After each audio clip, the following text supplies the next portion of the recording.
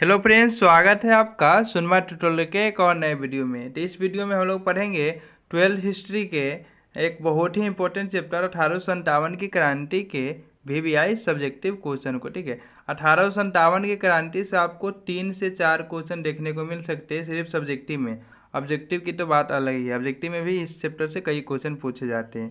देखिए, आपको 2 क्वेश्चन यानी 8वां करके 2 क्वेश्चन आपको 5 नंबर में इससे पूछेगा दीर्घोत्तरीय में।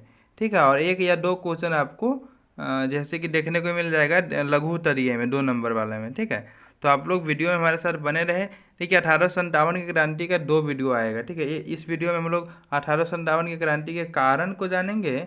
ठीक है, तत्कालीन कारण, और ये है मतलब मुख्य कारण और परिणाम को जानेंगे, तीसरा क्वेश्चन। ठीक है, अगला वीडियो में हम लोग बात करेंगे 1857 की क्रांति के स्वरूप। ठीक है, स्वरूप बात करेंगे, उसके बाद असफलता के कारण। ठीक है, और विद्वानों द्वारा जो इस क्रांति को क्या क्या कहा गया, किस किस रूप में देखा गया, उन क्वेश्चन को पढ़ेंगे। ठीक है, तो चलिए हम वीडियो को स्टार्ट करते हैं।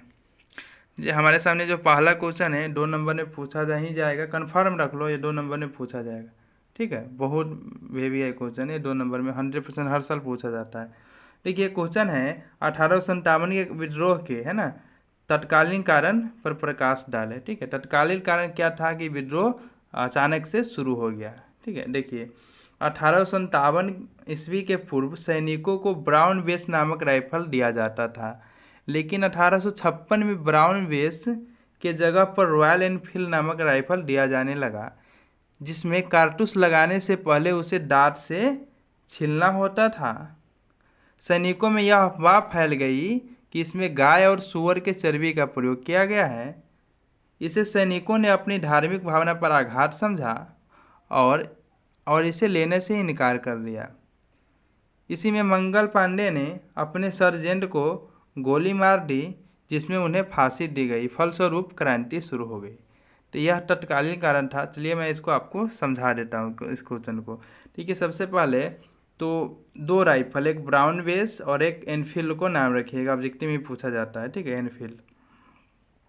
तो 1857 की क्रांति से पहले ना, यानी 1856 तक जो राइफल दिया जाता था सैनिकों को, ठीक है, वो कौन नाम, उसका नाम क्या था, ब्राउन बेस। किंतु 1856 में क्या हुआ कि ब्राउन बेस के जगह एनफील्ड नामक राइफल ला दिया गया। ठीक है, और इस एनफील्ड में जो कारतूस लगता था, उस कारतूस पे जो कारतूस जो बना होता था, वो गाय और सूअर के चर्बी से बना होता था। ऐसा सैनिकों में अफवाह फैल गया। ठीक है, अफवाह मतलब कि रियल ही बात है कि गाय और सूअर के चर्बी से वो कारतूस बने होते थे। तो कारतूस लगाने से पहले दांत से छीलना पड़ता था। उस समय इतना गन डेवलप नहीं हुआ था। आज जैसे हम लोग देखते हैं कि कारतूस ऑटोमेटिक बाहर गिरते रहता है, उस समय वैसे नहीं था। दांत से छील के कारतूस यानी कवर उसको हटाना पड़ता था, फिर वो राइफल में डाल करके गोली चलाना पड़ता था। ठीक है, तो ऐसे में दांत से छीलना पड़ता था उसे। तो सैनिकों ने अपने धार्मिक जो भावना था उस पर चोट समझा, आघात समझा, और ऐसे में उस राइफल का प्रयोग करने से मना कर दिया। ठीक है, किंतु अंग्रेज़ों ने ज़बरदस्ती बोला कि नहीं, ये इसी राइफल को यूज करना पड़ेगा। तो ऐसे में बिल्कुल विरोध करने लगा सेना। और इतना ही में एक सैनिक था मंगल पांडे, आप लोग नाम जरूर सुने होइएगा, मूवी ही बन चुकी है आमिर खान की। ठीक है, उन्होंने अपने सार्जेंट को गोली मार दी और इसके बदले उन्हें फांसी दे दिया गया, सजाए मौत की। ठीक है, और इसी मतलब जैसे फांसी हुआ उसी समय क्रांति शुरू हो गई। जबकि 30 मई को डेट थी क्रांति की शुरू होने की, 30 मई 1857 को। क्रांति शुरू हो गई 10 मई 1857 को।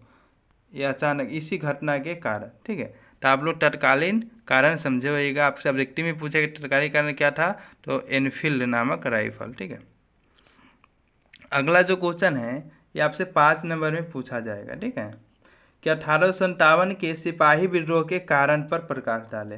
ठीक है, वो तत्कालीन कारण सिर्फ पूछा था, अभी पूछ रहा है कि कारणों पर प्रकाश डाले या प्रमुख कारण पूछ रहा है। ठीक है, तो चलिए हम लोग पढ़ते हैं।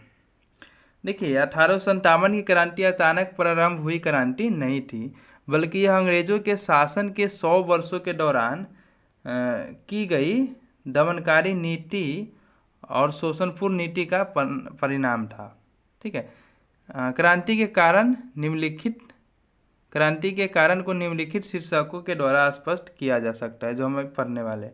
क्या कह रहा है कि क्रांति कोई अचानक नहीं हो जाता है। कोई भी क्रांति आंदोलन होने से पहले इसके कई कारण होते हैं। ये बहुत पहले से जो अन्याय जो चल रहा था अंग्रेजों के द्वारा, जो शोषण चल रहा था भारत में, दमनकारी नीति चल रहा था, तरह तरह के अनैतिक कर जो लगा रहे थे, है ना, किसानों पे, है ना, जनता पे, है ना, इन सब से लोग सामाजिक, धार्मिक, आर्थिक सभी क्षेत्रों में अंग्रेजों ने हस्तक्षेप करके हमें भारतीय आस्था पे भी, है ना, सभी क्षेत्रों में चोट पहुंचाया था। ठीक है, उसी का परिणाम था ये 1857 की क्रांति। ठीक है, चलिए अब देखेंगे कि कौन कौन मुख्य क्रांति है, मुख्य क्रांति के कारण है। देखिए, पहला कारण है राजनीतिक कारण। ठीक है, देखिए, अंग्रेजों ने अपने साम्राज्य के विस्तार के लिए समय समय पर अनेक नियम प्रारंभ किया, जैसे ब्लेजली के सहायक संधि के तहत क्या होता था कि वो जमीन मतलब कि मलकियत हड़प लेते थे, वहाँ का जो भारतीय शासक होते थे उससे सहायता कर करके। डलहौजी की हड़प नीति, है ना, हड़प नीति थी। फिर गोद लेने की प्रथा की समाप्ति। गोद लेने की प्रथा मतलब कि कहने का मतलब जैसे कि कोई राजा या रानी या कोई ज़मींदार किसी बच्चे को गोद ले लेता है। ठीक है, तो अंग्रेजों का कहना था कि वो अब राजा नहीं बन सकता जब जिसको तुम गोद एडॉप्ट किए हो बच्चे को। इस प्रथा को समाप्त कर दिया, है ना। साथ ही नाना साहब को पेंशन बंद कर दिया, इसीलिए क्योंकि नाना साहब को गोद लिया गया था, इस वजह से। मुगल पर से सिक्का का नाम हटा दिया तथा नजराना देना बंद करा दिया, है ना, जो विद्रोह का कारण बना। तो ये राजनीतिक कारण में आपको लिखना है कि अंग्रेजों ने समय समय पर विभिन्न तरह के बदलाव करते रहे, जैसे ब्लेजली की सहायक संधि, हड़प नीति, डलहौजी की, है ना, गोद लेने की प्रथा, नाना साहब की पेंशन आदि को बंद करा दिया। इस वजह से क्रांति हुआ। ये राजनीतिक कारण है। आर्थिक कारण में देखिए क्या है। यदि आप इसका PDF मंगाना चाहते हैं तो मंगा सकते हैं। ठीक है, आप कमेंट करिए, हम आपको बताएंगे किस तरह से PDF आपको मिलेगा। अगर चैनल पे पहली बार आए हैं तो चैनल को सब्सक्राइब कर दीजिए और वीडियो को लाइक ज़रूर कर दीजिएगा यदि आपको पसंद आती है तो। चलिए अब पढ़ते हैं आर्थिक कारण। अंग्रेजों के आगमन से पूर्व हमारा देश विश्व के संपन्न देशों में से एक था। बिल्कुल सही बात है ना। यहाँ की कृषि है उन्नत अवस्था में थी, साथ ही साथ कुटीर उद्योग भी चरमोत्कर्ष पे था। लेकिन अंग्रेजों की नीति ने भारत की कुटीर उद्योगों को नष्ट कर दिया, क्योंकि मशीनें के द्वारा तैयार कपड़ा भारतीय कुटीर उद्योग की कपड़ा से सस्ता थी। इसके अलावा अंग्रेज कृषि का व्यापारीकरण कर दिया, जिसमें किसानों की कमर टूट गई, जो विद्रोह के उत्तरदायी कारण बना। क्या कह रहा है आर्थिक कारण में? देखिए, अंग्रेजों के आने से जो पहले जो हमारा देश था उसकी मतलब अवस्था सही थी, अच्छी थी, है ना। और यहाँ के जो कुटीर जो लघु कुटीर उद्योग नहीं होता है, ये भी अच्छा चल रहा था। ठीक है, लोग हाथ से कपड़ा बनाते थे चरखा से, जैसा कि आप लोग जानते हैं, और वो मतलब यहाँ पर बहुत ज़्यादा विकसित थी।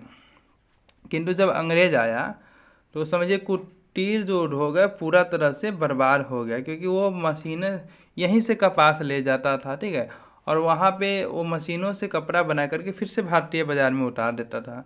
अब वो कपड़ा जो देखने में अच्छा होता था, हल्का होता था, है ना, उसके अलावा सस्ता भी होता था, है ना। तो इस वजह से ये जो कुटीर जो क्या है, कुटीर उद्योग, ठीक है, वो भारतीय जो कुटीर उद्योग है वो बंद हो गया, जो आर्थिक कारण बना इस क्रांति का। अगला जो पॉइंट है हमारा सामाजिक कारण। देखिए, अंग्रेज गवर्नर लॉर्ड विलियम बेंटिंग एवं डलहौजी ने सामाजिक क्षेत्र में अनेक सुधार किए। ठीक है, जैसे बाल विवाह पर रोक, विधवा पुनर्विवाह को प्रारंभ कर दिया, महिलाओं के लिए शिक्षा की व्यवस्था कर दी, है ना, जो विद्रोह का कारण है। ठीक है, ये सब कुछ अच्छे कदम थे, किंतु क्या है कि उस समय हमारा जो समाज था वो प्राचीन संस्कृति सभ्यता को मानता था, है ना। जो रूढ़िवादी लोग थे उस समय, जो चला आ रहा था प्राचीन से उसी को मानते थे और उसी को चलाना चाहते थे। वो अपने किसी भी क्षेत्र में वो बदलाव नहीं चाहते थे। किंतु ये अंग्रेज़ों ने क्या किया, बेंटिक, है ना, डलहौजी, इन लोगों ने बाल विवाह पर रोक लगा दिया, विधवा पुनर्विवाह क्या कर दिया, चालू कर दिया, है ना, शिक्षा की व्यवस्था कर दी लड़कियों के लिए, है ना, जिससे यहाँ के सामाजिक जो लोग थे वो भड़क गए और यह सामाजिक कारण बना 1857 के क्रांति के। चलिए अगला जो कारण, धार्मिक कारण। देखिए अंग्रेजों ने भारतीयों के साथ धर्म के आधार पर भेदभाव करते थे। इन्होंने 1813 में ईसाई धर्म के प्रचारकों को भारत में धर्म प्रचार करने की अनुमति दे दिया तथा अन्य धर्म के साथ भेदभाव करने लगे, जो विद्रोह का कारण बने। बिल्कुल इजी बात है, ठीक है, कि 1813 में ईसाई धर्म के प्रचारकों को क्या किया, भारत में छूट दे दी धर्म प्रचार करने के लिए। और इसके कारण क्या हुआ कि बहुत लोगों को ज़बरदस्ती भी धर्म को अपनाने के लिए बोला जाता था या प्रभाव डाला जाता था, ठीक है, जो धार्मिक कारण बना इस क्रांति का। अगला जो है सैनिक कारण। अंग्रेजों की नीति से सैनिकों में असंतोष था ही। ऊंचे ऊंचे पदों पर भारतीय सैनिक को नहीं बैठाया जाता था। इस वजह से साथ ही साथ भारतीय सैनिक को समुद्र पार करना धर्म के विरुद्ध मानते थे, समुद्र को पार नहीं करना चाहते थे, किंतु अंग्रेजों ने उनसे ज़बरदस्ती समुद्र पार करवाया और दाढ़ी मूछ रखने, तिलक लगाने आदि प्रथा पर रोक लगा दी, जो विद्रोह का कारण बना। तो ये सैनिक कारण था। और फिर आपको लिख देना है तत्कालीन कारण, जो आपको ऊपर मैंने बताया, ठीक है। तो यदि आपसे कारण पूछे 1857 की क्रांति के दिन, सभी पॉइंटों का आपको लिखना पड़ेगा, जैसे हम लिखे हैं वैसे आपको लिखना पड़ेगा 5 नंबर के लिए, ठीक है। चलिए तत्कालीन कारण पूछे तो सिर्फ ये ऊपर वाला लिखिएगा। चलिए अब अगला जो क्वेश्चन है देख लेते हैं हम लोग।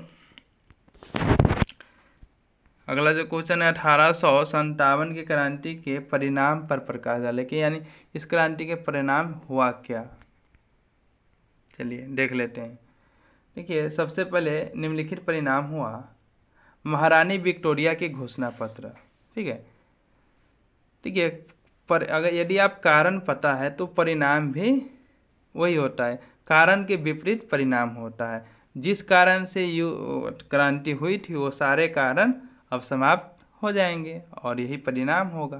देखिए अब जो है जो पहले कंपनी का शासन था भारत में, मतलब 1857 से पहले कंपनी जो थी ईस्ट इंडिया कंपनी वो शासन करती थी, लेकिन 1857 की क्रांति के बाद जो शासन है उसका पूरा अधिकार किसके पास चला गया, तो इंग्लैंड के महारानी के पास चला गया, ठीक है।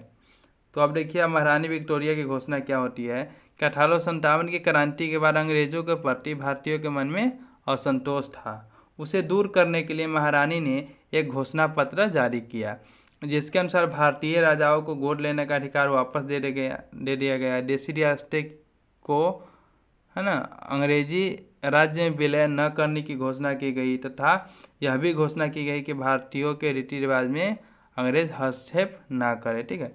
ये सब बदलाव हुए, ठीक है। चलिए अगला जो परिणाम हुआ, सैनिक संगठन में जो भेदभाव था वो उसमें क्या हुआ, परिवर्तन हुआ। देखिए भारतीय सेना में पहले अंग्रेज और भारतीय सैनिकों का अनुपात 1:6 था, ठीक है, जिसे विद्रोह के बाद 1:3 कर दिया गया और तोप खाने का भार अंग्रेजी सैनिकों पर सौंपी गई। इसका परिणाम ही है 1857 की क्रांति के परिणाम ही है कि फूट डालो और शासन करो की नीति की शुरुआत किया अंग्रेजों ने, क्योंकि इस क्रांति में अंग्रेजों को लग गया था, क्योंकि इस क्रांति में हिंदू मुस्लिम सभी जाति मतलब मिलजुल कर लड़े थे, भाग लिए थे, ठीक है। किंतु कुछ देशी राजाओं के चलते यह क्रांति सफल नहीं हो पाया। तो ऐसे में अंग्रेजों को लगा कि जब तक ले इसे तोड़ेंगे नहीं, जब तक ले हम नहीं जुड़ सकते हैं, ठीक है, शासन नहीं कर सकते हैं। इन्होंने फूट डालो और शासन करो की नीति की शुरुआत की। देखिए 1857 की क्रांति के दौरान भारत के हिंदू और मुसलमानों ने एकता का परिचय दिया और अंग्रेज ने इस एकता को भंग करने के लिए फूट डालो और शासन करो की नीति की शुरुआत किया।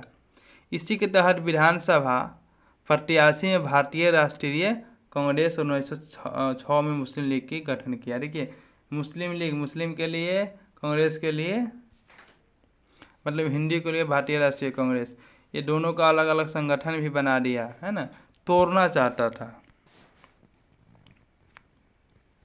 देखिए अगला जो परिणाम है, भारतीय राष्ट्रीय कांग्रेस की स्थापना। इस क्रांति की ही देन है कि मुस्लिम लीग की स्थापना हो या कांग्रेस की स्थापना हुआ था।